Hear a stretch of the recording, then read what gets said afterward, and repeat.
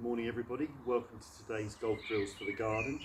And this week I'd like to start talking about a different aspect of your practice, and that is how to give yourself drills and tests where you can score yourself and add a real competitive element into it, which is going to really help your mind to focus on the actual execution of the shot. And this is going to start getting you ready for playing mode, ready for when you start to go back out on the golf course. So up until now we've done a lot of theory and we've done a lot of studying of techniques which are going to help you to improve your consistency of ball striking and the power you generate and the way you execute the shots. And if you feel that's something that's improving your game, obviously that's something you can continue to develop. But now you need to then learn to clearly split your practice time.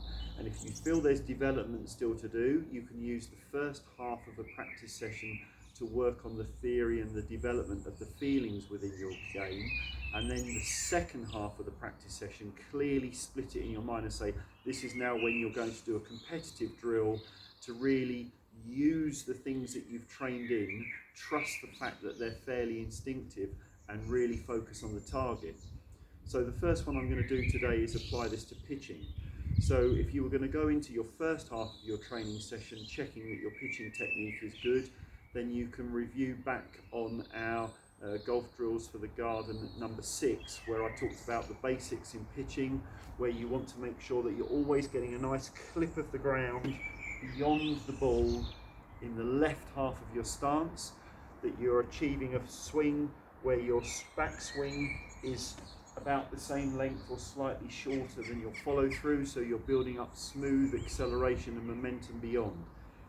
If you start to do that and you're not able to clip the ground beyond the ball, then review back and check your setup fundamentals to make sure that you're in a position that when you make your smooth rotation through, you can get that clip of the ground. So that's the first half of your practice. Once you can do that, you can then move on to just a simple drill to really score yourself and put yourself under pressure. So what you can do is put a stick in the ground like this, which I've just put at a 45-degree angle, and that acts as a backstop to check that you are making the correct length of backswing. So most people find it quite easy to pitch, to swing back to this position here, where the shaft is vertical and you've got this L shape. But the two trickier positions which take more control for the shorter pitches are the one where you only swing back to this position here, where the shaft is parallel to the ground, and then the one halfway between that and the first one, where you get to a position where the shaft is at about 10:30 on a clock face. So all you need to do is, if you bring yourself back this way, you can see it limits you more, and it's a backstop for this 9 o'clock position. If you then shuffle forward about a foot, you can then swing back, and the backstop allows you to swing to about the 10:30 position. So in your careful training, you can be checking that you are stopping there, and then that you're able to swing back and through without clipping your backstop.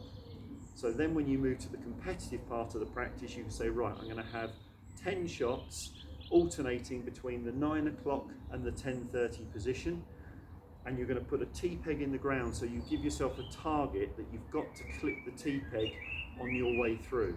So to score a point, you need to set up to the position for the 9 o'clock, you need to make a controlled backswing without stopping, which doesn't reach the backstop, hit the T-peg and hold the balance finish. So we're there, clip and hold the finish. So that would score you a point. You then move on to position number 2, where you know that the backstop would stop you reaching 10:30. So again, you've got to control it, hit the T-peg and hold the balance finish. So to score a point, each time you've got to not reach the backstop, clip the T-peg, hold the balance finish, making sure that the clip of the ground is beyond the T-peg. And score yourself out of 10, and then each time you do it, see if you can better it, and just keep. And it really helps you to focus your mind on attacking the ball through to your finish, whilst bringing in the training that you've instigated to give you more controlled lengths of backswing.